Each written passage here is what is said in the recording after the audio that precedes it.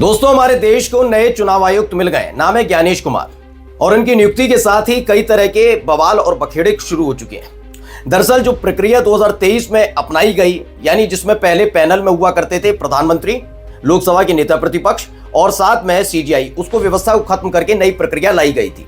उस प्रक्रिया के मुताबिक एक तरफ प्रधानमंत्री, लोकसभा के प्रतिपक्ष, नेता प्रतिपक्ष और साथ में होंगे कैबिनेट मंत्री। अब लगातार कांग्रेस समेत विपक्षियों का आरोप है कि पहले से ही राजीव कुमार पर तमाम सवाल उठ रहे थे। नई प्रक्रिया के तहत जिनको चुना गया उनकी विश्वसनीयता इसीलिए सबसे पहले सवालों के घेरे में आ जाती है क्योंकि वो प्रधानमंत्री नरेंद्र मोदी के खास हैं। ये बात इसलिए उन्होंने आरोप लगाना शुरू किया है क्योंकि जो प्रक्रिया है उसे ही अगर आप गौर से देखेंगे तो उसमें बहुमत ही नरेंद्र मोदी साहब यानी सरकार के साथ है। एक तरफ 3 लोग हैं, 3 में से 2 वोट बहुत जरूरी हैं। पहला वोट नरेंद्र मोदी साहब का हो गया और दूसरा कैबिनेट मंत्री की। इस दौर में कम से कम हिम्मत नहीं है किसी कैबिनेट मंत्री की, नरेंद्र मोदी साहब ने जिस पर मोहर लगा दी उसे मना कर सके। यानी दोनों ने चुन लिया। नेता प्रतिपक्ष होने के नाते राहुल गांधी की बात को नहीं सुना गया और इसी को लेकर राहुल गांधी उस बैठक से उठकर चले गए थे। उनका कहना था कि सीजीआई को इस पैनल में शामिल किया जाना चाहिए और यहीं से विवाद शुरू हुआ है। क्या कुछ विवाद है और क्या कुछ आरोप ज्ञानेश कुमार पर भी लग रहे हैं वो भी आपको दिखाने जा रहा हूं। नमस्कार, मैं हूं प्रज्वल गौतम और आप देख रहे हैं खबर चौक। पहले एक खबर देखिए, ये खबर, ये गजट, ये देखिए आया राजपत्र के इसी के जरिए द गजट ऑफ इंडिया, जिसके तहत बताया गया कि ज्ञानेश कुमार नए चुनाव आयुक्त तो चुन लिए गए हैं और इसी के साथ कई तरह के आरोप जो लग रहे हैं उसको सिलसिलेवार तरीके से आपको दिखाने जा रहा हूं। देखिए, सबसे पहले जो खबर निकल कर आई है वो खबर ये है, दैनिक भास्कर की इस खबर को पढ़िएगा। इसमें बाकायदा लिखा है ज्ञानेश कुमार 27 जनवरी 1964 बीटेक आईआईटी कानपुर से किया है। करियर क्या है, 1988 बैच के आईएएस केरल कैडर के अधिकारी हैं। केरल SC/ST डेवलपमेंट कॉर्पोरेशन के मैनेजिंग डायरेक्टर रहे हैं। चुनाव आयुक्त बनने से पहले गृह मंत्रालय में एडिशनल सेक्रेटरी रहे हैं। संसदीय कार्य मंत्रालय में सेक्रेटरी रहे हैं और यूपीए सरकार के दौरान रक्षा मंत्रालय में तैनात रहे। बताया गया है कि गृह मंत्रालय में एडिशनल सेक्रेटरी रहे। इस आधार पर भी कांग्रेस लगातार और विपक्ष, कांग्रेस नहीं बल्कि समूचा विपक्ष इस बात पर सवाल उठा रहा है कि ये गृह मंत्री के खास रहे। देखिए, ये खबर अमर उजाला ने भी छापी और क्या लिखा, ज्ञानेश कुमार भारत के 26वें निर्वाचन आयुक्त चुने गए। 1988 केरल कैडर के आईएएस अधिकारी हैं। गृह मंत्री अमित शाह के साथ इनकी करीबी है। 37 साल से ज्यादा का प्रशासनिक अनुभव है और रक्षा मंत्रालय में भी रह चुके हैं। तो ये तमाम चीजें इनसे जुड़ी हुई हैं और इन्हीं से जुड़ी हुई चीजों में इन्हें बताया गया कि अमित शाह के करीबी हैं और यही एक वजह है जिसके चलते इनके नाम पर मोहर लगाई गई। आरोप तो लगाए गए अलग अलग तरीके से भी, वो भी मैं आपको दिखाने जा रहा हूं। देखिए, ये एक आरोप जो लगाया गया वो डॉक्टर मुकेश कुमार क्या लिखते हैं, मुख्य चुनाव आयुक्त के चयन के लिए बुलाई गई बैठक में वही हुआ जिसकी आशंका थी। मोदी शाह अपने 10 नामों की सूची लेकर बैठे थे।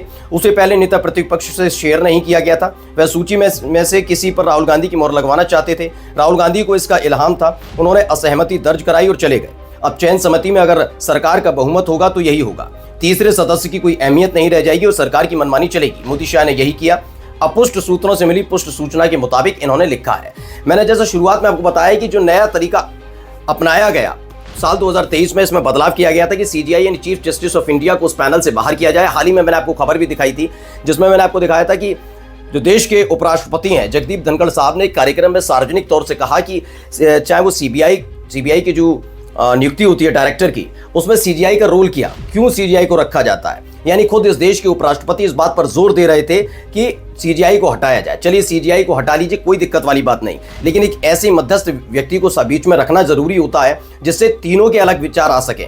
ऐसा ना हो कि एक का पलड़ा भारी हो। मानकर चलिए, इसे जरा मैं एग्जाम्पल के तौर पर समझाता हूं। इस पैनल में कैबिनेट मंत्री ना होते, सीजीआई को हटाकर कैबिनेट मंत्री को रखा गया। मानकर चलिए प्रधानमंत्री नरेंद्र मोदी होते, नेता प्रतिपक्ष के नाते अगर रख लिया जाता राहुल गांधी को, हैं वैसे वो, और नेता प्रतिपक्ष राज्यसभा वाले को रख लिया जाता तो क्या होता? ये होता कि विपक्ष का जो मन पसंदीदा है वही चुनाव आयुक्त बनेगा। होता तो यही ना।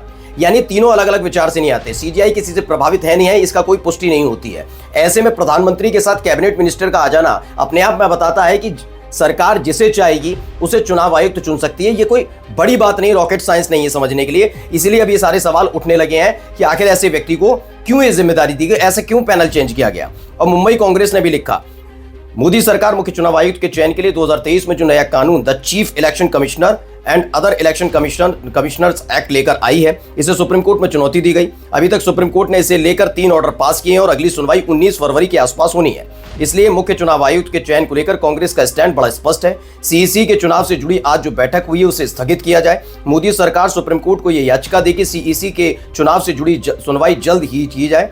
इसमें कांग्रेस सरकार का पूरा समर्थन करेगी। मोदी सरकार को अपना अहंकार छोड़कर ये मांग माननी चाहिए। ये अब डिमांड की गई है मुंबई कांग्रेस की तरफ से कि भाई आप डिमांड मानिए, क्योंकि आप ये देखिए कि आपने जो पैनल बना लिया वो पैनल अपने आप में ही पक्षपातपूर्ण नजर आता है। अगर मैंने जैसा कि दोनों हिसाब से बताया, अभी तो ताजा हालात जो बनाए कि प्रधानमंत्री के साथ कैबिनेट मिनिस्टर होंगे, तो झुकाव एक तरफ ही है, यानी सरकार की तरफ है, यानी सरकार जिसे चाहेगी उसे चुनाव आयुक्त बना सकती है। इसे पलटकर भी मैंने आपको बता दिया कि अगर लोकसभा और राज्यसभा दोनों के नेता प्रतिपक्ष को रख लिया जाता तो विपक्ष यानी खासकर कांग्रेस के पलड़ा भारी होता और उनका मन मुताबिक कोई भी चुनाव आयुक्त चुन लिया जाता।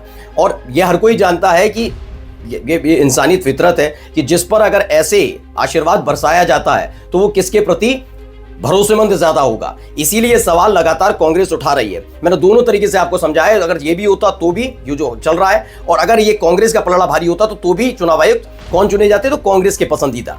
तो ये स्थिति ना बने। सीजीआई की मौजूदगी इसीलिए बहुत ज्यादा जरूरी हुआ करती थी, लेकिन उसे खत्म कर लिया गया। अब पवन राजन लिखते हैं, नया चुनाव आयुक्त राजीव कुमार से भी योग्य होगा, तंज कसा जा रहा है लोगों की तरफ से। कुल मिलाकर नया बखेड़ा खड़ा हो गया है। ज्ञानेश कुमार, जिनको लेकर कहा जाता रहा कि भाई वो राम जन्मभूमि को लेकर जो फैसला आया और धारा 370 जो हटाई गई, उसके बाद जो 2 हिस्सों में बांट दिया गया, जम्मू कश्मीर और लद्दाख को अलग कर दिया गया, इन तमाम चीज़ों में उनकी भूमिका रही है। यानी वो कुल मिलाकर अमित शाह के करीबी हैं, और इसीलिए ये सवाल उठाया जा रहा है कि आखिरकार एक ऐसे व्यक्ति को अपने पैनल के जरिए चुनने का मतलब क्या होता है। काफी कुछ बखेड़ा है। अब देखना है कि सुप्रीम कोर्ट जो 19 तारीख को सुनवाई करने की बातचीत की जा रही है उसका कितना असर पड़ता है। नमस्कार।